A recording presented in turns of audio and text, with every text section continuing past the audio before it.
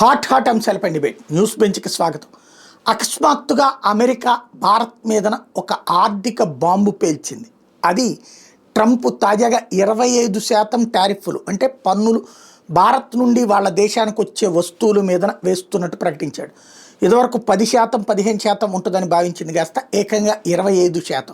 దానికి కారణం ఏంటి అంటే రష్యా నుండి ఆయిల్ కొంటున్నామని. మరొక వైపున ఒక 6 ఆయిల్ సంస్థల మీద నిషేధం ప్రకటించారు. ఎందుకయ్యా అంటే ఏదైతే ఇరాన్ దగ్గర నుంచి ఆయిల్ కొంటున్నామని.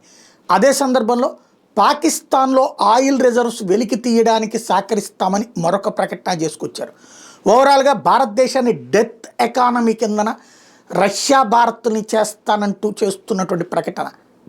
ఈ మొత్తం వ్యవహారాన్ని ఎలా చూడాలి? భారతదేశం ఆర్థిక సంక్షోభంలో కూరుకుపోబోతోందా? ఈ అంశానికి సంబంధించి మాట్లాడేందుకు ప్రస్తుతం మనతో పాటు ఉన్నారు ఆర్థిక నిపుణులు అందె సత్యం గారు. నమస్తే అండి. నమస్తే అండి. ఇవాళ ట్రంప్ ఆంక్షల్ని అంటే ట్రంప్ వేస్తున్న ఈ టారిఫ్ ఇంపాక్ట్ ఎలా ఉండబోతుంది ఇండియా మీద? మన జీడిపిలో బిలో 1%, అంటే యాక్యురేట్ చెప్పాలంటే ఎకనామిస్టుల క్యాలిక్యులేషన్ 0.7% మీద ఇది ఇన్ఫ్లుయెన్స్ ఉంటుంది అనేటువంటిది అంచనా.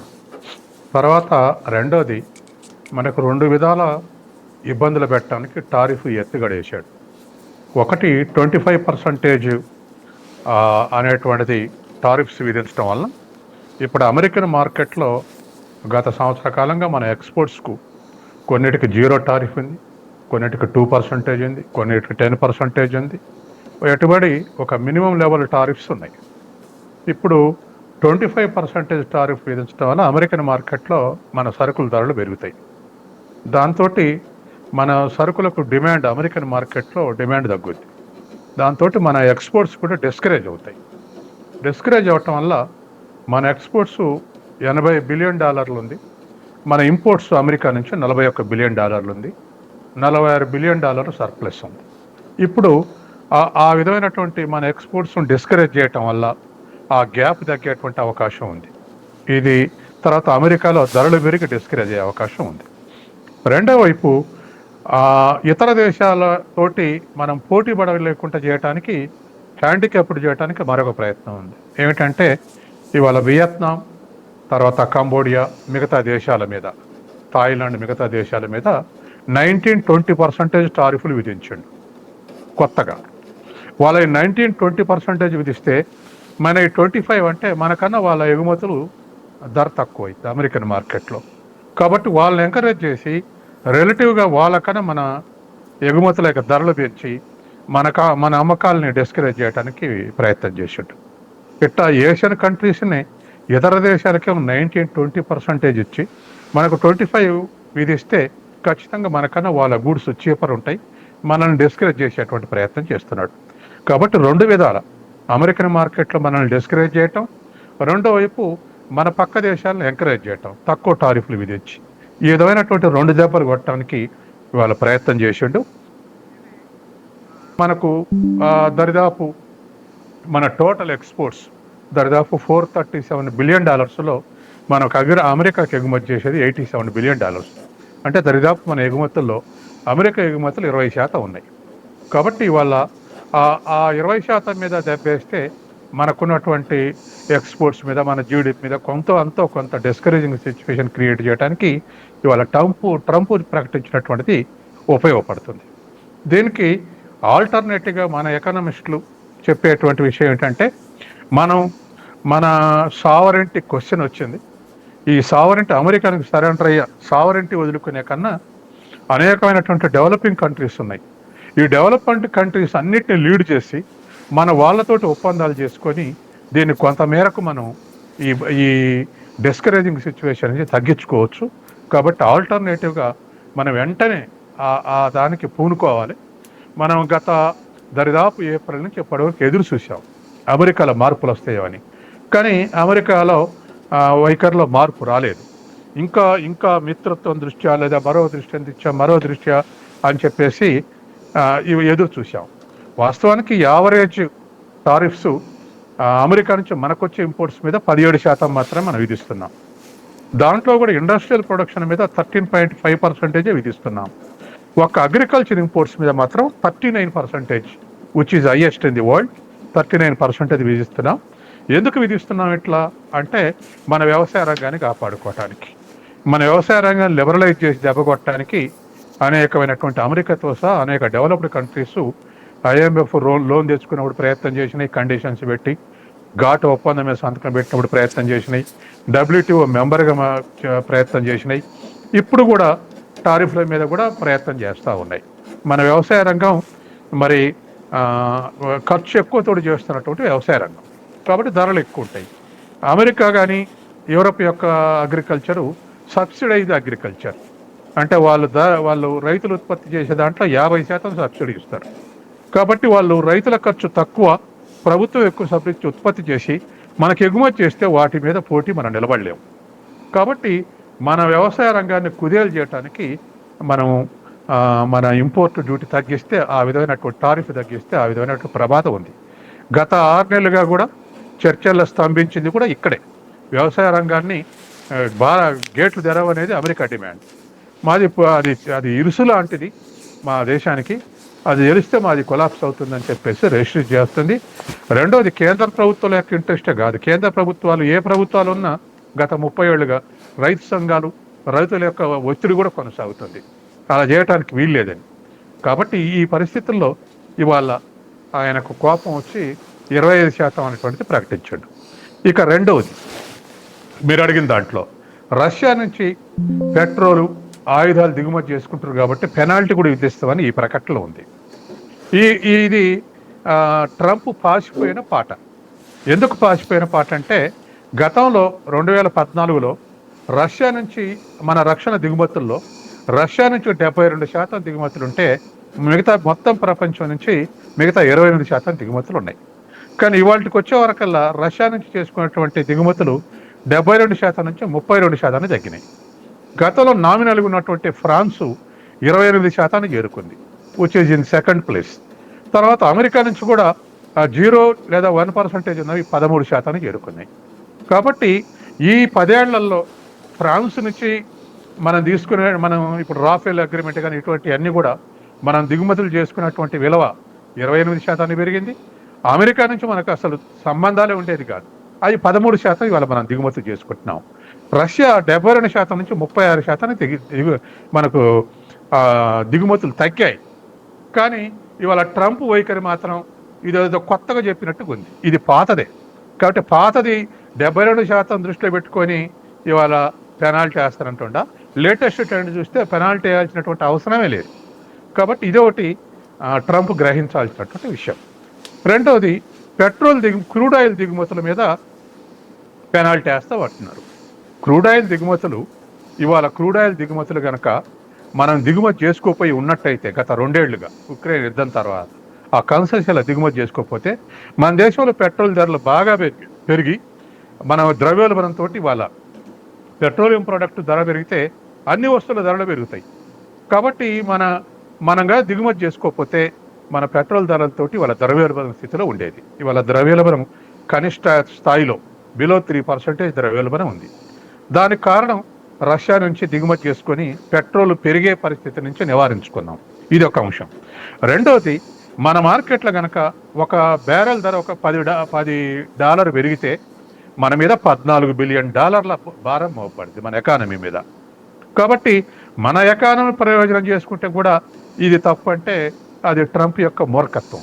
కాబట్టి వాళ్ళు ఉన్నటువంటి పరిస్థితుల్లో గతంలోనే ఇరాన్ నుంచి పైప్ లైన్ వేసుకుంటే అడ్డం తగిలింది. పాకిస్తాన్ బంగ్లాదేశ్ బెదరకున్నా మనల్ని బెదిరించాడు, మనం తప్పుకున్నాం ఆ ఒప్పందం నుంచి. అట్లాగే వెనుజులా నుంచి దిగుమతులను కనిష్ట స్థాయికి, వెనుజులా నుంచి ఇరాన్ నుంచి తగ్గించి అమెరికా నుంచి మనం పెట్రోల్ దిగుమతులు చేసుకుంటున్నాం. ఇప్పుడు అయినా ఇంకా రష్యా నుంచి బంద్ చేసి మా నుంచి దిగుమతులు చేసుకొని అంటాడు. అలా ఓపెన్ మార్కెట్లో కొంటే మన మీద భారం పడుతుంది తప్ప తగ్గే పరిస్థితి లేదు. కాబట్టి మనం రష్యా నుంచి దిగుమతులు చేసుకొని మన దేశంలో పెట్రోల్ ధరలు పెరగకుండా చూసుకున్నాం, మన మీద ఆర్థిక భారం పడకుండా చూసుకున్నాం. తర్వాత శుద్ధి చేసి మనం యూరోప్కి ఇతర దేశాలకు ఎగుమతి కూడా చేసినాం, దాంతో లాభపడ్డాం. ఇట్లా 3 ప్రయోజనాలు కలిగినాయి. అయినా రష్యా నుంచి దిగుమతి చేసుకోవడానికి లేదు, నేను పెనాల్టీ విధిస్తా అంటాడు. అంటే చివరికి ఇది ఎక్కడికి వచ్చిందంటే ప్రపంచ ఆధిపత్యం నా చేతుల్లోనే ఉండాలి, నేను చెప్పినట్టే వినాలనేటువంటి స్థితి ఇలా కొనసాగుతుంది. నిన్న మన ట్రంప్ ప్రకటన వచ్చి ఇవాళ మనకు విదితం అవుతా ఉంది. అంటే ఇక్కడ ట్రంప్ చెప్తున్నటువంటి డెత్ ఎకానమీగా మార్చేస్తాను మిమ్మల్ని అంటున్నాడు. ఆ బెదిరింపు సాధ్యమవుతుందా? అది సాధ్యమైన పని కాదు. ఎందుకంటే మన ప్రపంచంలో మొత్తానికి మనం చేసే ఎగుమతుల్లో అమెరికాకు చేసే ఎగుమతులు 20% మాత్రమే. దాంట్లోకి మనం కొన్ని సబ్స్టిట్యూట్ చేసుకోగలం. అట్లాగే పెనాల్టీ వేస్తాడు. దేని మీద పెనాల్టీ వేస్తాడు? ఆ దేశానికి ఎగుమతులు చేసే దాని మీద పెనాల్టీ వేస్తాడు. అంటే ఇప్పుడు 25% టారిఫ్ అంటుండో ఇంకా పెనాల్టీ వేస్తాడు. కాబట్టి ఇప్పటికీ టారిఫ్ వేస్తేనే మన జీడిపి 0.7% ఇన్ఫ్లుయెన్స్ అవుద్ది, బిలో 1% ఇన్ఫ్లుయెన్స్ అవుద్ది. కాబట్టి అది సాధ్యమయ్యే పని కాదు. తర్వాత రష్యా నుంచి దిగుమతులు చేసుకుంటున్నట్టు దానికి మనకు ఆల్టర్నేటివ్ చూసుకున్నాం. మేము గతంలో చెప్పారు, 27 దేశాల నుంచి దిగుమతులు చేసుకున్నది ఇప్పుడు 40 దేశాల నుంచి దిగుమతులు చేసుకుంటున్నాం పెట్రోల్. కాబట్టి 1 among 40 కంట్రీస్ రష్యా. కాబట్టి ఆల్టర్నేటివ్గా మనం అరేంజ్మెంట్స్ చేసుకోవడానికి కొంతకాలం రెసిస్ట్ చేయడానికి అవకాశాలు ఉన్నాయి. కాబట్టి ఇది అన్నిటి మీద ఈ విధమైనటువంటి అంటే తన ఆధిపత్యం ముందే ఎలక్షన్ల ముందే అన్నడుగా మేక్ గ్రేట్ అమెరికా అని.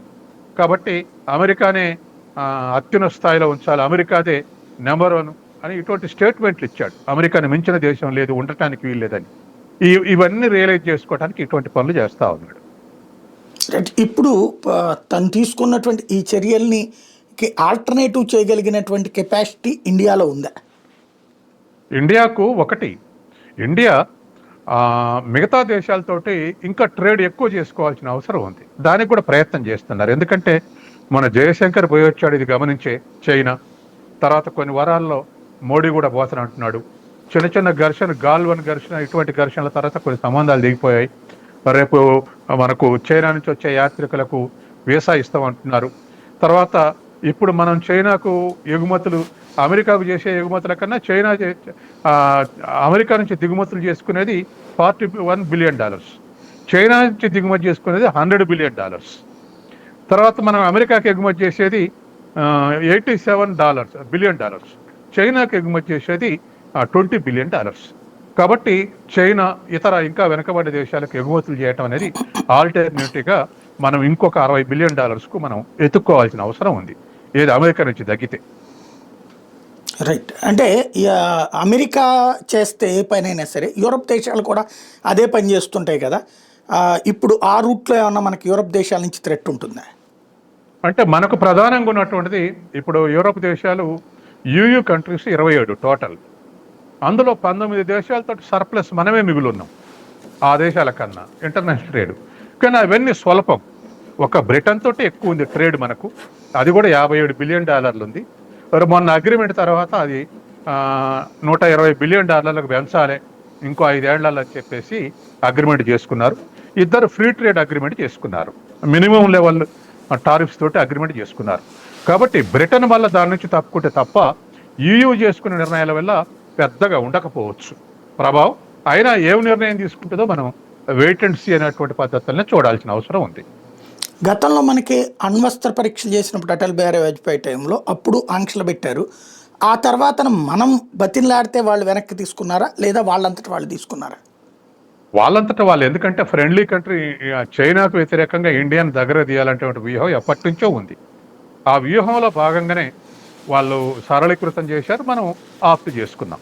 కాబట్టి ఇవాళ కూడా ఇతర దేశాల నుంచి దిగుమతి చేసుకుంటామంటే వెంటనే టారిఫ్లు తగ్గించవచ్చు, లేకపోతే ఇంకోటి చేయొచ్చు. కానీ అది చెప్పిన పనులు చేసుకుంటే పోవాల్సినటువంటి దుస్థితి వచ్చే అవకాశం ఉంది. ఇప్పటికే మీ దేశాల్లో తయారు చేసినటువంటి వాటిని మేము దిగుమతి చేసుకోం, హైయెస్ట్ టారిఫ్ విధిస్తాం. మా దేశంలో తయారు చేయాలంటే దానికి ఇప్పుడు జపాన్ని EUని లొంగ తీసుకుంది. రానున్న 3 ఏళ్లలో జపాన్ $750 బిలియన్ పెట్టుబడులు పెట్టే ఖరారు, EU $600 బిలియన్ పెట్టుబడులు పెట్టే ఖరారు ఆ దేశాల్లో పోయి. అంటే ఆ దేశాల్లో మా దేశాలు వచ్చి తయారు చేయండి అనేది ఒత్తిడి చేస్తున్నాడు. దానికి కొన్ని దేశాలు యాక్సెప్ట్ చేస్తున్నాయి. మన దేశంలో తయారు చేసే ఐఫోన్ల కంపెనీని కూడా, సామ్సంగ్ ఇతర ఐఫోన్ కంపెనీలు కూడా మీరు భారతదేశంలో తయారు చేసి మా దగ్గరకు వస్తే మేము అనుమతి ఇవ్వం లేదా టారిఫ్స్ వేస్తాం. కాబట్టి మా దేశం వచ్చి తయారు చేయాలి అన్నారు. లేటెస్ట్గా మనం ముఖ్యంగా ఐఫోన్లు కానీ లేకపోతే ఎలక్ట్రానిక్ స్మార్ట్ ఫోన్స్ మన ఎగుమతులు బాగా పెరిగాయి. దరిదాపు చైనాని దాటేశాం. ఇప్పుడు అది $2 బిలియన్ ఈక్వల్ ఎగుమతులు చేశాం. అటువంటి వాటి మీద ఇవాళ 25% టారిఫ్ విధిస్తే బాగా పెరిగే అవకాశం ఉంది, ధరలు పెరిగే అవకాశం ఉంది అమెరికన్ మార్కెట్లో. కాబట్టి ఇతర దేశాలకు అది అడ్వాంటేజ్గా మారేటువంటి అవకాశం ఉంది. రైట్. ఇప్పుడు ట్రంప్ దగ్గరికి ఒక టీం ఇవాళ అమెరికా నుంచి ఇండియాకు వచ్చిందంటున్నారు. భవిష్యత్తులో చర్చ అంటే ఇప్పుడు క్రిందసారి చైనా మీద కూడా మొన్న దాదాపు 250 అన్నాడు, 450 అన్నాడు, భారీ ఎత్తున టారిఫ్లు పెట్టి ఆ తర్వాత మొదట్లో కొన్ని ప్రొడక్ట్స్ మీద వరకు తగ్గించుకుంటూ వచ్చి ఎత్తేస్తూ వచ్చి ఇప్పుడు మళ్ళీ 35% ఎంతకో చేసుకొచ్చాడు. ఓవరాల్గా ఆ టైపులో ఇండియా విషయంలో కూడా మళ్ళీ మార్పులు ఏమైనా ఉంటాయి అనుకోవచ్చా? ఇప్పుడు గత 6 నెలలుగా దేశ ఒత్తిడి ఏంటంటే ఇవాళ దిగిందా లేదా అనేది, కానీ మొన్న గ్రీన్ వాళ్ళ వాణిజ్య ప్రతినిధి గ్రీన్ స్టేట్మెంట్ ఇచ్చిన ప్రకారం ఆగస్టు 25వ తారీఖు మా టీం వస్తుందని ప్రకటించాడు మొన్న. అందుకని 25వ తారీఖు వస్తున్నటువంటి టీము మరి ఏమైనా అడ్వాన్స్ వచ్చిందా అనేటువంటిది మనకి ఇన్ఫర్మేషన్ లేదు ఇవాళ వరకు. కాబట్టి ఒకవేళ ఈ చర్చలు జరిగితే ఈ చర్చలలో మిగతా చోట్ల పెద్దగా భేదాభిప్రాయాలు ఉండవు. మన ఎక్స్పోర్ట్స్ మీద వాళ్ళు ఇచ్చే టారిఫ్ కానీ, వాళ్ళ ఎక్స్పోర్ట్స్ మీద మరి విధించే టారిఫ్ కానీ మిగతా వాటిలో ఉండదు. కానీ agriculture and allied sector, fisheries కానీ లేకపోతే ఇంకా ఇతర అలీడ్ ప్రొడక్ట్స్ కానీ వీటన్నిటి మీద కూడా మనం 39% టారిఫ్, అది మనల్ని మనం కాపాడుకోవటానికి వేస్తాం. ఇప్పుడు చైనా నుంచి వచ్చే స్టీల్ మీద మన 6 కంపెనీలు Tata steel, JSW steel, SR steels ఇటువంటి గొడవ పెట్టినాయి. చైనా స్టీల్ మాకన్నా తక్కువ ధరకు అమ్ముతుంది, మేము తట్టుకోలేము, మూసేయాల్సి వస్తుంది, మీరు టారిఫ్ పెంచండి అని పెంచితే మొన్న 12% టారిఫ్ చైనా ఇంపోర్ట్స్ మీద పెంచారు. కాబట్టి ప్రొటెక్షన్ కొరకు అప్పుడప్పుడు కొన్ని దేశాలు చేస్తుంటాయి, అన్ని దేశాలు అగ్రిమెంట్లు ఉన్నప్పటికీ కూడా. అట్లా మన వ్యవసాయాన్ని రక్షించుకోవడానికి 39% టారిఫ్లు విధిస్తున్నాం. కాబట్టి వాటిని తగ్గించుకోమంటే ఒకటి దేశంలో అయితే గందరగోళం జరిగే అవకాశం ఉంది అమెరికా ఒత్తిడికి లొంగితే. గతంలో 3 రైతు చట్టాలు వచ్చినప్పుడే పెద్ద ఎత్తున ఉద్యమం జరిగింది. ఇటువంటి టారిఫ్లు తగ్గిస్తే దేశవ్యాప్త రైతు ఉద్యమాలు జరిగే అవకాశం ఉంది. 12 కోట్ల మంది రైతులు, 140 కోట్ల మందికి పోషకాహారం అందించేటువంటి సెక్టారు, తర్వాత మన ఫుడ్ సెక్యూరిటీ, తర్వాత ఇతర దేశాలకు ఎగుమతులు చేస్తున్నాం. ఇటువంటి సెక్టార్ని మనం వదులుకునేటువంటి స్థితిలో లేవు. ఎందుకంటే 66లో మనం గోధుమలు పుణ్యానికి ఇస్తే మనం వాడాం అమెరికా 480 పథకం కింద, PL 480 కింద. కాబట్టి ఇప్పుడు ఆ స్థితి రావద్దనేటువంటి ఉద్దేశంతో మనం ఇప్పటికి డెవలప్ అయ్యాం. ఎంత వ్యవసాయ ఉత్పత్తి పెరిగినా 50 మిలియన్ టన్నుల నుంచి 340 మిలియన్ టన్నులకు పెరిగినా ఇప్పటికీ రైతులు 78% మంది రైతులు అప్పులల్లో ఉన్నారు. ఎందుకని అంటే మన దగ్గర ఎరువుల సబ్సిడీ తప్ప పెద్దగా రైతులకు సహాయం ఉండదు ఇక్కడ, ఒక తెలంగాణలో రైతు భరోసా తప్ప. కాబట్టి యూరప్, అమెరికాలో హైలీ సబ్సిడైజ్ అగ్రికల్చర్, వాళ్ళ గిట్టుబాటే తగ్గించి అమ్మితే, కానీ మనకు గిట్టుబాటు కాదు, నష్టం అవుతుంది. కాబట్టి మన వ్యవసాయ రంగాన్ని కాపాడవటం కానీ, ఎందుకంటే 18% జీడిపికి కాంట్రిబ్యూట్ చేస్తుంది. రెండో వైపు దరిదాపు 56% ఉపాధి కల్పిస్తుంది. మూడో వైపు 145 కోట్ల మందికి పోషకాహారం లభిస్తుంది. ఈ ఇంపార్టెన్స్ దృష్ట్యా మరి మన మీద ఒత్తిడి చేస్తుంది. ఏ మేరకు నిలబడగలుగుతాం అనేది చూడాలి. ఇప్పుడు మన దేశం నుండి వాళ్ళ దేశానికి వెళ్తున్న ఎక్స్పోర్ట్స్లో మందులు కాకుండా ఇంకా మేజర్ ఎక్స్పోర్ట్స్ ఏమున్నాయి, ఆయా రంగాలు ఏమేమి దెబ్బతినే అవకాశం ఉంది? ఇప్పుడు ఎలక్ట్రానిక్ గూడ్స్ ఉన్నాయి, జ్యువెలరీస్ ఉన్నాయి, గోల్డ్ ఆర్నమెంట్స్ ఉన్నాయి, తర్వాత total export 20% generic medicines, pharmaceuticals ఉన్నాయి, తర్వాత టెక్స్టైల్స్ ఉన్నాయి. వీటన్నిటి మీద కూడా డిస్కరేజింగ్ సిచ్యువేషన్ ఫేస్ చేయాల్సి వస్తుంది. అప్పుడు ఇక్కడ ఏమన్నా రేట్లు తగ్గుతాయి? అవి ఇక్కడ అమ్ముకోవడానికి లేదా అవి మార్కెట్? ఇక్కడ మార్కెటింగ్ లేకనే, ఇక్కడ మార్కెటింగ్ మన మార్కెటింగ్ ఎగ్జాస్ట్ అయిన తర్వాతనే ఎక్స్పోర్ట్ చేస్తారు ఏదైనా. మనం ఇక్కడ స్కేర్సిటీ ఉన్నటువంటి ఎక్స్పోర్ట్ చేస్తారు. కాబట్టి టెక్స్టైల్ ఇండస్ట్రీ ఇప్పటికే స్టిఫ్ కాంపిటీషన్ ఫేస్ చేస్తుంది బంగ్లాదేశ్, చైనా తోటి. ఇవాళ మనకన్నా బంగ్లాదేశ్ ముందు ఉంది, అగ్రభాగానే ఉంది టెక్స్టైల్ ఎక్స్పోర్ట్స్లో. తర్వాత మన ఇండస్ట్రీ అంతా పాత ఇండస్ట్రీ, టెక్స్టైల్ ఇండస్ట్రీ, బాంబేలో కానీ, సూరత్లో కానీ, కలకత్తాలో కానీ. ఈ బంగ్లాదేశ్ చీలిపోయిన తర్వాత వాళ్ళు మోడర్నైజ్ చేశారు. కాబట్టి వాళ్ళు నెంబర్ 1 పొజిషన్లో ఉంటున్నారు. చైనా కూడా పోటీ పడుతుంది. కాబట్టి ఆ రెండింటితోటి పోటీ ఇప్పటికే ఎదుర్కొంటున్నాం. కాబట్టి మన టెక్స్టైల్ ఇండస్ట్రీస్ ఎక్స్పోర్ట్స్ మీద వాళ్ళు 25% టారిఫ్ విధిస్తే మనం ఇంకొంత డిస్కరేజింగ్ సిచ్యువేషన్ ఫేస్ చేయాలి. అదే సందర్భంలో బంగ్లాదేశ్ మీద, చైనా మీద వేసే టారిఫ్స్ కూడా రిలేటివ్గా అడ్వాంటేజా డిసడ్వాంటేజ్ అనేది నిర్ణయిస్తాయి. రైట్. ఈవేళ ఆ, అంటే అమెరికా వేసిన టారిఫ్ల తర్వాత జపాన్ కావచ్చు, బ్రిటన్ కావచ్చు, ఆస్ట్రేలియా ఇట్లాంటి వాళ్ళందరూ మళ్ళీ ట్రంప్తో మాట్లాడారు. వెంటనే పరుగులు పెట్టుకుంటే వాళ్ళ హెడ్స్. ఆ తర్వాత ట్రంప్ కొంత తగ్గింపు చర్యలు మాట్లాడారు. భారత్ దగ్గరకు వచ్చేటప్పటికి ఇంకా మాట్లాడట్లేదు, నరేంద్ర మోడీ మాట్లాడట్లేదు, దీని వెనకాల ఏదో ఉంది అన్నట్టు ఒక ప్రచారం జరుగుతుంది. దాన్ని ఎలా చూడాలి? అంటే బ్రిక్స్ని బద్దలు కొట్టాలన్నది ట్రంప్ యొక్క ఆబ్జెక్టివ్. ఈ సందర్భంగా బ్రిక్స్ అనేటువంటి బ్లాకు ఒక స్ట్రాంగ్, అనేక బ్లాక్స్ ఉన్నాయి ప్రపంచంలో, ఎవరి కమర్షియల్ ఇంట్రెస్ట్ వాళ్ళవి. అట్లే అదే ఇంట్రెస్ట్ తోటి బ్రిక్స్ని స్థాపించారు. ఈ బ్రిక్స్లో మీకు తెలిసిందే, Brazil, Russia, India, China, south Africa 5 దేశాలు ఉన్నాయి. ఇంకో 9 దేశాలు అప్లికేషన్ పెట్టుకున్నాయి మేము కూడా చేస్తామని. ఇప్పుడు ఈ 5 దేశాల జీడిపి అమెరికాకి ఈక్వల్గా ఉన్నాయి.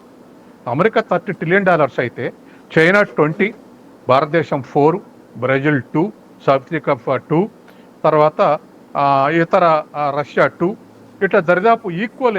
ఈ 5 కలిపితే ఈక్వల్ టు అమెరికా. కాబట్టి ఇవి ఇంటర్నల్గా డాలర్ని కాదని వీళ్ళు ట్రేడ్ చేస్తున్నారు అనేటువంటిది ఒక కక్ష. అంటే డాలర్ ఇప్పుడు మనం అన్ని దేశాలకు ఇంపోర్ట్స్ తగ్గినాయి అనుకోండి, అమెరికా నుంచి ఇంపోర్ట్స్ తగ్గితే అమెరికా నుంచి వచ్చే డాలర్లకు కూడా డిమాండ్ తగ్గుద్ది.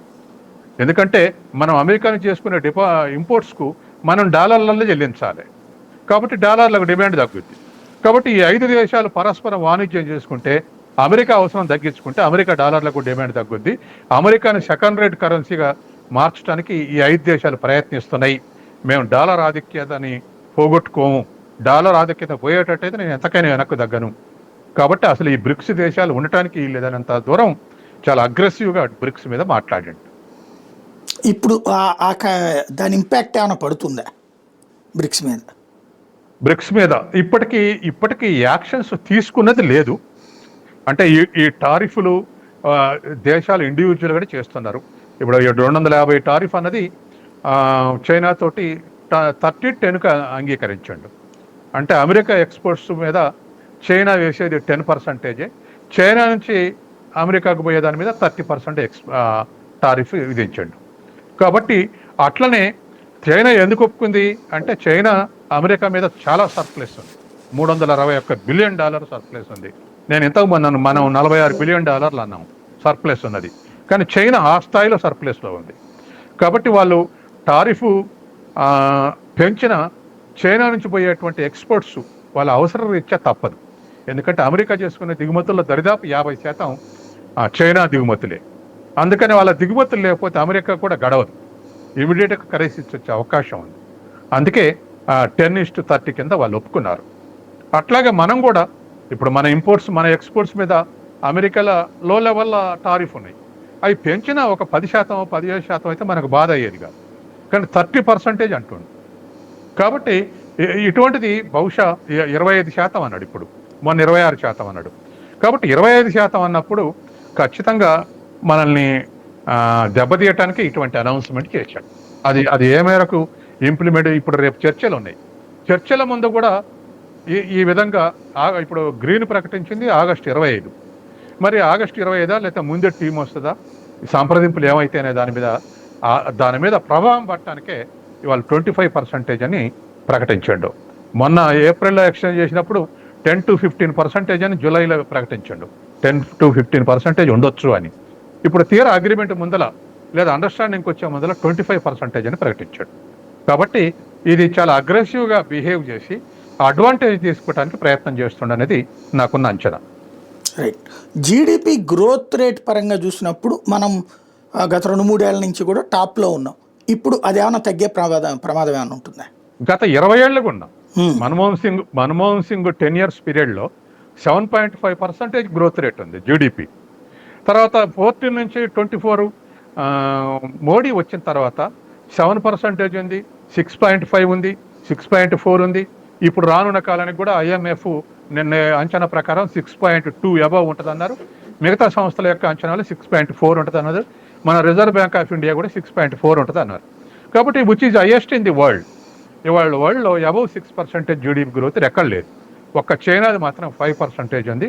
మిగతా అన్ని దేశాలు 1, 2, 3% ఉన్నాయి. కాబట్టి ఇవాళ గ్రోత్ రేటు అదే కొంత ఇన్ఫ్లుయెన్స్ అయ్యే అవకాశం ఉంది. అది 0.5 to 7 బిలో 1% ఇన్ఫ్లుయెన్స్ అయ్యే అవకాశం ఉంది. రైట్. ఫైనల్గా ఒకటి చెప్పండి, ఈ మొత్తం వ్యవహారం ట్రంప్ ఉన్నంత కాలం ఫేస్ చేయాలి. ఎందుకంటే అతను పాకిస్తాన్ని ప్రోత్సహిస్తున్నాడు, పాకిస్తాన్లో ఆయిల్ నిల్వలు తీస్తానంటున్నాడు, పాకిస్తాన్ డెవలప్మెంట్కి సహకరిస్తానంటున్నాడు. అదే సందర్భంలో ఇండియా మీదన ఈ విధమైనటువంటి స్టేట్మెంట్ ఇస్తున్నాడు, పక్కన మిత్రుడు అంటూ ఈ స్టేట్మెంట్లు ఇస్తున్నాడు. ఈ మొత్తం సమస్య అనేటటువంటి ట్రంప్ ఉన్నంత వరకు ఫేస్ చేయాలా, లేకపోతే ట్రంప్ ఉన్నా ఎవరున్నా అమెరికాలో మనం ఫేస్ చేయక తప్పదనుకోవాలా? పాకిస్తాన్ ఎంకరేజ్ చేయటం అనేది అమెరికా బతుకున్నంతకాలం మనం ఫేస్ చేయాల్సిందే. ఎందుకంటే అమెరికాకు ఇప్పుడు వెస్ట్ ఏషియాలో ఇజ్రాయెల్ని సృష్టించుకున్నట్టుగా సెంట్రల్ ఏషియాలో పాకిస్తాన్ని, తర్వాత ఈస్ట్ ఏషియాలో సౌత్ కొరియాని, వాళ్ళకు అణ్వాయుధాలు లేకున్నా అణ్వాయుధాలు నిలవబడి చేయబడ్డ దేశాలు పాకిస్తాన్కి అయితే ఉన్నాయి. కానీ ఇజ్రాయెల్ నిల్వ చేశారు, సౌత్ కొరియాలో కూడా నిల్వ చేశారు. సౌత్ కొరియాకు ఆటమిక్ టెక్నాలజీ లేదు, అయినా అక్కడ కూడా నిల్వ చేశారు. కాబట్టి ఇవాళ ప్రధానమైనటువంటి శత్రువులు, రాజకీయ శత్రువులు మొదటి నుంచి చైనా, రష్యా ఉంది. ఇండిపెండెంట్గా వ్యవహరిస్తున్నందుకు మనల్ని కూడా శత్రు లిస్టులో పెట్టారు. పైకి మిత్రదేశం లిస్టులు అయితే లేదు, శత్రు దేశం లిస్టులే ఉంది, లేదా న్యూట్రల్గా ఉంది అనుకున్నారు. గతంలో అమెరికాకు వ్యతిరేకంగా మనం ఒక 30-40 ఏళ్ళు అలిడ దేశాలని లీడ్ చేశాం, అది ఉన్నది. తర్వాత ఇప్పుడు కూడా మనం అమెరికా బెదిరింపరకు లొంగకుండా అప్పుడప్పుడు ఇండిపెండెంట్గా బిహేవ్ చేస్తున్నాం. పాకిస్తాన్ లాగా సరెండర్ అయి బిహేవ్ చేయట్లేదు. కాబట్టి ఇండిపెండెంట్గా బిహేవ్ చేయటం అనేది ట్రంప్కు నచ్చదు. ఇప్పుడు అదే కదా, టారిఫ్లు వేస్తామంటే చైనా ఎదురు తిరిగింది, మేము కూడా వేస్తామన్నది, దారికి వచ్చింది. అట్లాగే రష్యా మీద యుక్రెయిన్ యుద్ధం మానుకో అన్నది. ఇప్పటి వరకు ఎన్ని శాంక్షన్స్ పెట్టినా రష్యా వినలేదు. వినకపోగా రూబుల్ స్ట్రాంగ్ అయింది, రిలేటివ్లీ డాలర్ వీక్ అయింది. అది ఆర్థికంగా దెబ్బతినలేదు రష్యా. దానికి కారణం చైనా, ఇండియా కొంత సపోర్ట్ చేసినాయి. కాబట్టి రానున్న కాలంలో ఇట్లా ప్రయత్నం చేసి చూస్తున్నాడు. అది ఇతర దేశాల మ్యూచువల్ అండర్స్టాండింగ్ మీద అమెరికాను రెసిస్ట్ చేసే అవకాశం ఉంది. ఇవాళ చాలామంది, చాలా సంస్థలు వరల్డ్ వైడ్గా, ఇండియా వైడ్ కూడా వాళ్ళ ఒపీనియన్స్ కూడా చెప్పారు. మన సావరెంట్ని పోగొట్టుకోవద్దు, మనం ఆల్టర్నేటివ్గా అనేక డెవలపింగ్ కంట్రీస్ ఉన్నాయి, వాటితోటి మన ఎగుమతులకు ఆల్టర్నేటివ్ మార్కెట్ సృష్టించుకోవాలని కొన్ని దేశాలు. తర్వాత మనం ఇక్కడ అగ్రికల్చర్ విషయంలో లొంగితే దేశవ్యాప్తంగా అలజడి, లా అండ్ ఆర్డర్ సిచ్యువేషన్, తర్వాత రైతాంగాన్ని దివాలు తీయటం, ఇటువంటి డెవలప్మెంట్స్ వచ్చే అవకాశం ఉంది. తర్వాత ట్రంప్ బెదిరింపులు అట్నే ఉంటాయి, రెసిస్ట్ చేస్తే తగ్గే అవకాశం ఉంది. ఇట్లా రకరకాల ఒపీనియన్స్ ప్రకటించారు. కాబట్టి రేపు ఈ ప్రకటన యొక్క ప్రభావం టాక్స్ మీద ఏ విధంగా ఉంటాయి, ఫైనల్ అగ్రి మీద ఏ విధంగా అనేది మనం ఆగస్టు 25 లోపు కానీ చూడలేము. ఈలోపే ఆ టీం వస్తే ఈలోపే తేలేటువంటి అవకాశం ఉంది. థ్యాంక్ యూ వెరీ మచ్ అండి. ఇది పరిస్థితి. ఓవరాల్గా అయితే అకస్మాత్తుగా అమెరికా వేస్తున్నటువంటి ఆర్థిక ఆంక్షలు అనాలా, లేకపోతే ఆర్థిక పరమైనటువంటి భారాలు అనాలా, దీని నుంచి భారత్ తట్టుకుని నిలబడితే భవిష్యత్తులో ఇక మన జోలికి రావడానికి మిగతా వాళ్ళు భయపడతారు. అలా కాకపోతే కనుక లొంగితే ఏమాత్రం తగ్గిన ఆట ఆడుకోవడానికి సిద్ధపడుతుంది. ఏం జరుగుతుందో చూడాలి.